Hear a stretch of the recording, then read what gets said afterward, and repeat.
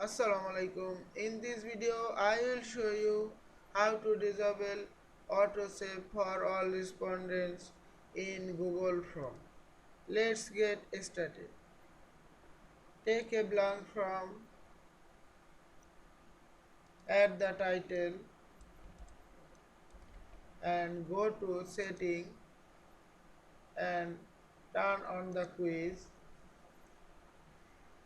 Click the presentation and turn on the disable autosave for all respondents. Go to back question, create the question,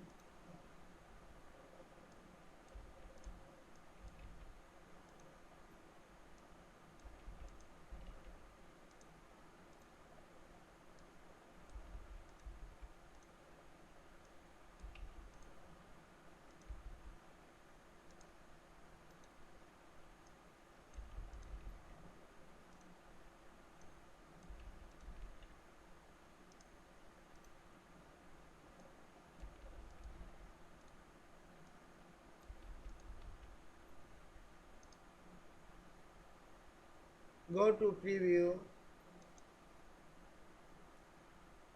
Now check the autosave is disabled.